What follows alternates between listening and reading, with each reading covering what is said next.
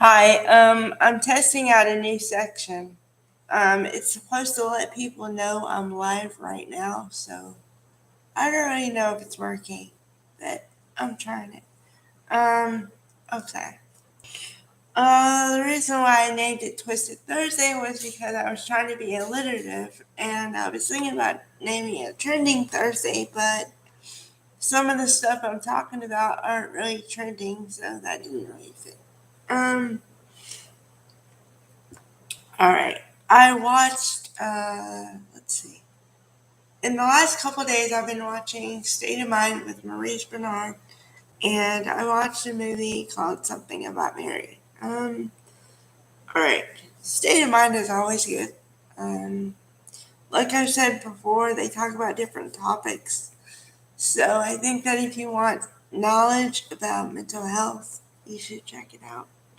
Aida Rodriguez was a subject interviewee him.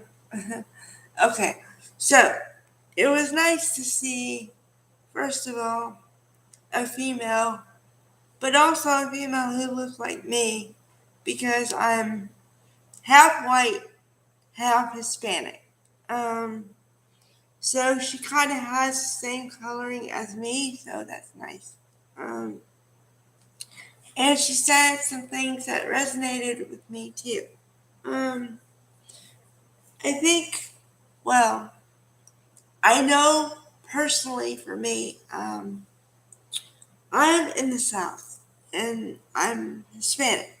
So you put those two together, and there's certain expectations of you when you get to be a certain age. When you get to be around 25, if not earlier, people expect you to be married. People expect you to then have kids and do things. And especially, and then you combine that within the South. If you say you're a certain age, over a certain age, and you have never been married before, they look at you like you're an alien. Um, or in my case, they kind of look like you're an alien for a second, but then they realize you're in a wheelchair and you get some kind of automatic pass. I don't know, or understanding because you're in a wheelchair, which I never really understood that, and I kind of resented it because I was saying to myself, internal dialogue, okay, why is it that you treat me differently in that way because I'm in a wheelchair? Whereas if it was somebody else, an able bodied girl, woman, you wouldn't do that. So I don't know. I had to reconcile that in myself, and it took a long time for me to do that. Um, and to be honest, I'm still kind of reconciling some things that I've learned kind of through childhood that I'm trying to redo or undo the conditioning that people have done to me or not, like expectations and things. Um, Yeah, so that was an eye opener for me, and I felt like I was not alone in some of my viewpoints and um, experiences I've been through because apparently someone else, at least someone else, has been through. And so I kind of magnify it and go, at least if somebody else has been through it, maybe some other people have been through it, but they're not talking about it. So, um, yeah. Okay. Um, and then last night I did. It's not, I don't consider things, this also comes with age and experience. I think that when you do something, you don't automatically go, it was a mistake. You just say, I did that. And then if it turns out to be a real mistake, you say it's a mistake, but you don't automatically label it that. So I watched a movie last night called Something About Mary. Now, I know it's old and most people have seen it already, but I shouldn't have seen it. And the reason why I say that is because apparently the Farrelly brothers, are known for their gross humor and their twisted sense of what a movie should be. Um, okay, basically what I'm saying is if you want a mindfuck movie, there's your movie. Because they took disability and they played with it. Now that pissed me off for 10 minutes, I swear to God. Because, the whole story is there's something about Mary. Everybody loves Mary, okay? And I get the whole thing, okay? I get that. But then there's this dude that plays her friend for years, Tucker, and that's not even his name, first of all. Which I can get over the name thing, okay? That's not the point. This guy pretended to be disabled to the point where he was using crutches as his way of mobility, and he didn't even need the crutches. It turns out he was a pizza boy who delivered to her one time and fell in love with her one time.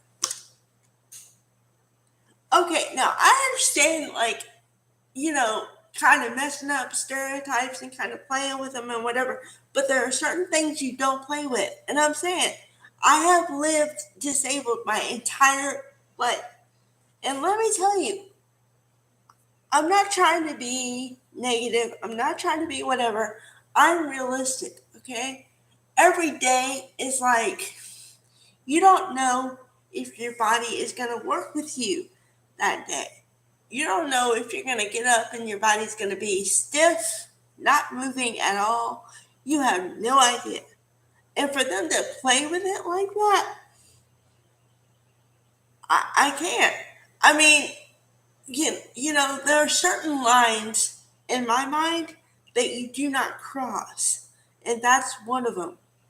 Because there are people like me and other people and people I know who are disabled truly, and they struggle and they go through things on a daily basis or weekly basis, that most people don't have to think about. So you wouldn't play with it, is what I'm saying. Like, don't use it as your tool to be funny with it. There are ways to be funny, but not like that. It's just like, I haven't really discussed this part of it, but there are certain words, language, that I can use and my friends can use. But if you use them, if you, an able bodied person, use it, I will beat you. Like cripple. Okay, I can call myself a cripple. My friends can call each other cripples. But if you call me a cripple, no way. Um, you know, it's just the way you say things too. Like there's a if somebody wants to know something about me and my disability, there's what I'm more open to what happened to you, what's your disability, than what's wrong with you. Okay, because there's nothing wrong with me. And if you want to get technical, the only thing wrong with me is that I didn't breathe on time when I was born. So, you know, um, so yeah, I mean, there's just a lot. And it unleashed all of it at the same time because I was like, okay. Because at first, like everybody else, I was feeling like, okay, I feel bad for this guy because he's like disabled. I'm like, oh, okay, cool. They put a disabled guy. But when I figured out that they use it as a tool to get somewhere else that wasn't even in there, I'm like, oh, no. No. So, yeah. If apparently Fairley Brothers movies trigger me because they just don't do right. Yeah, so I'd give that one an I don't know, DF. D because why do you have to mind fuck like that? And F for the poor execution of reality. Now I understand that movies are a fake world and like not supposed to be real. But I'm saying if you want to incorporate some real things in your movies, you have to bring a bit of reality in there. So, I don't know. Sorry, I didn't mean to get riled up, but that one riled me up. Alright. Thank you guys.